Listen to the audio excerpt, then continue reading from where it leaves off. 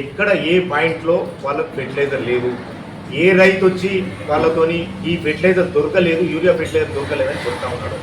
వాళ్ళు ఎక్కడైనా ఎంక్వైరీ చేసేసి ఈరోజు ప్రతి మండలంలో కూడా ఏ మండలంలో వాళ్ళు ఎంక్వైరీ చేసినా 5,000 నుండి 10,000 బస్తాలు ప్రైవేట్ డీలర్ దగ్గర, సొసైటీల దగ్గర దాదాపుగా 5,000 పైబడి ఉన్నాయి. ఇవాళ ఎగ్జాంపుల్ ఉదాహరణకు కుర్క్యాల సొసైటీ చెప్తా ఉన్నా, ఇవాళ 2,500 బస్తాలు 22,500 బస్తాలు ఉన్నాయి ఇవాళ అక్కడ. ఈరోజు నిన్నటి వరకు సాయంత్రం క్లోజింగ్ స్టాక్తో సహా ఈరోజు ఉన్నటువంటి పరిస్థితి ఈ 2,500 బస్తాలున్నాయి. ఇట్లా ఎక్కడ కూడా రైతు అనేటైనా ఈ రోజు నిన్న మీరు చేసిన ధర్నా కార్యక్రమానికి ఒక రైతును చూపించారు, ఒక రైతు మీ వెంట ఉన్నాడా? రైతుకు నిజంగా కూడా ఇబ్బంది అయ్యి, రైతుకు నిజంగా కూడా యూరియా దొరకకపోతే మీ వెంబడి వచ్చేవాళ్ళు కదా.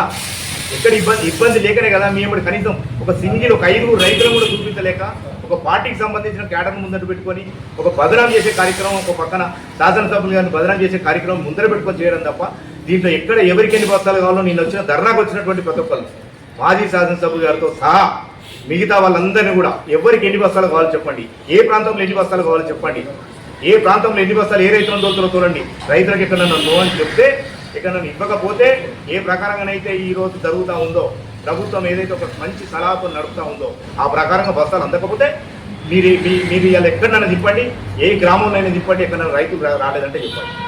దానికి పట్టుకొని అనవసరమైన రాద్ధాంతం చేసి ఏదో చేయాలని చెప్పి చేస్తూ ఉన్నారు. ఇది పద్ధతి కాదు. ఏ రైతు కూడా నేను పొద్దున్న 150 మందితో రైతులతో మాట్లాడడం జరిగింది. ఏ ఒక్క రైతు కూడా చాలా బాగుంది, మేము సరిపడేది తెచ్చుకున్నాము, మా దగ్గర సరిపడేది ఇంట్లో పెట్టుకున్నాము, మాకు ఈ క్రాప్కు సరిపడేంత బస్తాలు తెచ్చి పెట్టుకున్నాము అనేటువంటి జవాబు వస్తూ ఉంది. మీరు తెలుసుకోండి, ఏ రైతులకు ఫోన్ చేస్తారో, ఏ గ్రామానికి ఫోన్ చేస్తారో. దాన్ని బట్టి అనవసరంగా రాతాంతం చేసి రోడ్డెక్కి ఏదో చేస్తాము కలర్ఫుల్ అంటే ఏ రైతు కూడా నిన్నటి మీ ధర్నాను ఒక పైసా వంతు కూడా రిసీవ్ చేసుకోలేదు.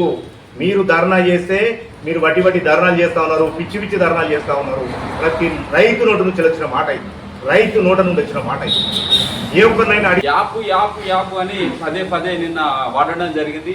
యాపు పెట్టిన ఉద్దేశం ఏంటంటే రాష్ట్ర ప్రభుత్వం, తెలంగాణ ప్రభుత్వం ఏర్పడిన తర్వాత రైతులకు నేరుగా అందాలని, యూరియా అనేది పక్కదారి పట్టకుండా నేరుగా రైతుకు అందాలన్న చిత్తశుద్ధితోటి ప్రభుత్వం తీసుకున్న నిర్ణయం ఈ యాప్.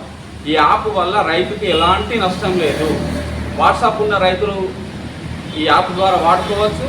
వాట్సాప్ చేయలేని రైతులు కూడా ఉంటారు, వారికి నార్మల్ ఫోన్ నుండి కూడా టోల్ ఫ్రీ నెంబర్ తోటి కూడా వాళ్ళు బుక్ చేసుకున్న సౌకర్యం కల్పించడం జరిగింది. ఇందులో ఏ విధంగా చూసుకున్నా కానీ రైతు పక్షపాతిగా కాంగ్రెస్ ప్రభుత్వం ఉన్నది.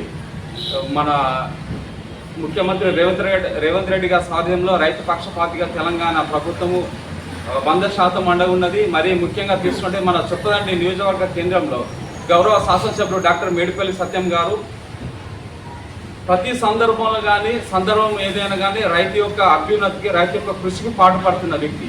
గతంలో మీరు మొన్న జరిగిన సీజన్లో కూడా రైతులకు అండదండగా ఉండాలని గౌరవ శాసనసభ్యులు 3 జిల్లాల కలెక్టర్లతో మాట్లాడి అధికారులతో సమన్వయం చేసి కళాలకు మధ్యాహ్నం విజిట్ చేసిన చరిత్ర మీది. కానీ నేడు మన ఎమ్మెల్యే గారు రాత్రి వర్షం కొట్టి ఇబ్బంది పడుతున్నాను కానీ రాత్రి 12 గంటలకు కళ్ళాల కాడికి వచ్చి వారి యొక్క సమస్య తెలుసుకొని వడ్లు తడిచిన కానీ కూడా కలెక్టర్ గారికి ఫోన్ చేసి రైతుకు పక్షపాతిగా, రైతుకు వెన్నుదన్నుగా నిలిచిన నాయకుడు కేవలం మన డాక్టర్ మేడిపల్లి సత్యమన్న గారు మాత్రమే. ఈ విధంగా చూస్తే చొప్పదండి నియోజకవర్గాన్ని వ్యవసాయ రంగంలో ముందుండాలని తపన పడే నాయకుడు మన ఎమ్మెల్యే గారు. గతంలో మీ దగ్గరికి రైతులు వచ్చిన సందర్భంలో తుఫాను వచ్చింది, మీ పంట మీరు నష్టపోయిందని చెప్పిన సందర్భము మన మాజీ శాసనసభ్యులు గారు.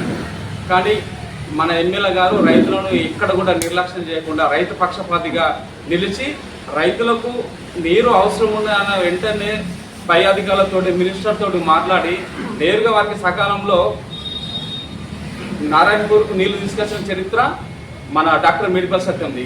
మాజీ శాసనసభ్యులది ధర్నాలు వేసి రైతు యొక్క గొంతు వినిపించేదాకా కూడా చెర్లకు నీళ్లు రాని సందర్భంలో గత శాసనసభ్యులు.